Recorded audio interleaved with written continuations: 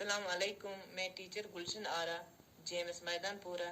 پیارے بچوں، میں آج آپ کو 8ویں جماعت کی اردو میں دی گئی ایک نظم پڑھاؤں گی۔ جماعت 8ویں، مضمون اردو، عنوان سیتا جی کی احوذاری۔ پیارے بچوں، پہلے میں آپ کو بتاؤں گی یہ سیتا جی کون تھی۔ سیتا جی رام چندر جی کی بیوی تھی۔ رام چندر جی ایودھیا کے راجا دشرت کے بڑے بیٹے تھے۔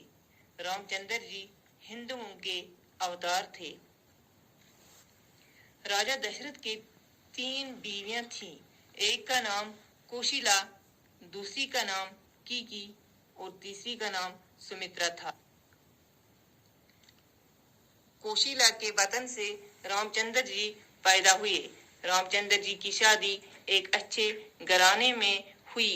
اس کی بیوی کا نام تھا سیتا جی۔ جب رام چندر جی کو اپنے باپ کی طرف سے بنواس جانے کا حکم ملا تو سیتا جی بڑی دکھی ہوئی۔ سیتا جی کی اس دکھ بری داستان کو سرور جہاں آبادی نے ایک نظم کی صورت میں پیش کیا اور نظم کا نام دیا سیتا جی کی احوذاری۔ احوذاری کا معنی ہے فریاد۔ رام چندر جی کے بنواس کے وقت۔ پیارے بچوں، بن جنگل کو کہتے ہیں اور باس کے معنی ہے رہنے والا۔ چونکہ رام چندر جی کو جنگل میں 14 سال کے لیے رہنے کا حکم ملا تھا، اپنے بھگوان کی عبادت کرنے کا، جس کی وجہ سے سیتا جی اپنے شوہر کی جدائی کا غم برداشت نہ کر سکی اور نہ ہی احساسات کو شاعر سرور جہاں آبادی نے یوں پیش کیا: ہمراہ اپنے بن کو مجھے ناتھ لے چلو، ریکھا تمہارے چرنوں کی ہوں ساتھ لے چلو۔ شاعر فرماتے ہیں، سیتا جی کہتی ہے، اے میرے مالک، اے میرے شوہر، مجھے اپنے ساتھ جنگل میں لے جاؤ، اس لیے کہ میں آپ کے قدموں کی لکیر نشانی ہوں۔ نازک ہے میرا شیشہ دل ٹوٹ جائے گا، چھوٹا تمہارا ساتھ تو جی چھوٹ جائے گا۔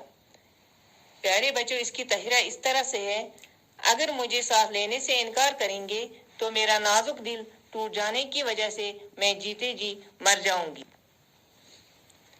راتیں نہ کٹ سکیں گی اکیلے فراق کی، کڑیاں وہ جس نے جیلی ہوں جیلے فراق کی۔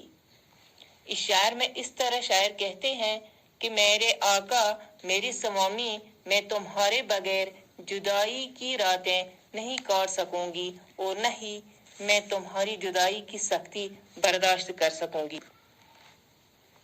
قسمت نے جب سے باپ کے گھر سے کیا جدا، سوامی مجھے نہ تم نے نظر سے کیا جدا۔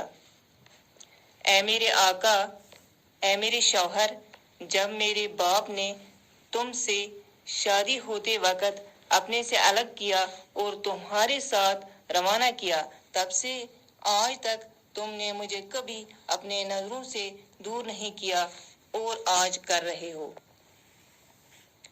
پتلی کی طرح آنکھوں میں شام و سحر رہی، پہلو میں بن کے صبر و شکیب جگر رہی۔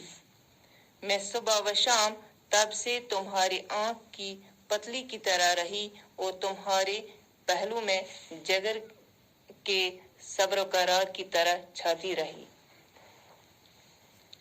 دکھ آج تک سہا نہ غم انتظار کا، مجھ پہ کرم رہا ستم روزگار کا۔ میں نے آج تک انتظار کے غم کی کوئی تکلیف نہیں اٹھائی، کیونکہ زمانے کی تکلیفوں اور مصیبتوں نے میرے حال پر رحم کیا، یعنی شادی ہو جانے کے وقت سے آج تک مجھے کسی قسم کی تکلیف درپیش نہیں آئی۔ صدمے تمہارے ہجر کے کیوں کر اٹھاؤں گی، میں مر مٹوں گی، دکھ جو یہ دم بھر اٹھاؤں گی۔ اے میرے رام، میں تمہاری جدائی کے صدمے اور دکھ برداشت نہیں کر سکوں گی۔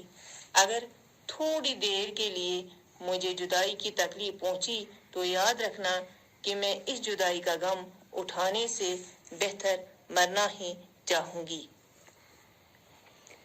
گھر میں جو چھوڑ جاؤ گے سیتا غریب کو، پاؤ گے بن سے آگے نہ جیتا غریب کو۔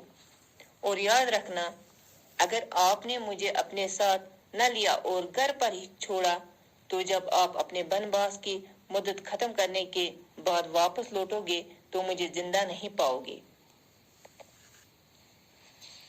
تاریک تم بغیر ہے عالم میرے لیے، فردوس بھی ہے آہ جہنم میرے لیے۔ میرے لیے پوری دنیا ایک اندھیری جگہ ہے، اور اگر میں جنت میں بھی رہوں گی تو جنت بھی مجھے تیری جدائی کی وجہ سے جہنم دکھائی دے گی۔ صحرا مجھے چمن ہے رفاقت میں آپ کی، دنیا کے سارے عیش ہیں خدمت میں آپ کی۔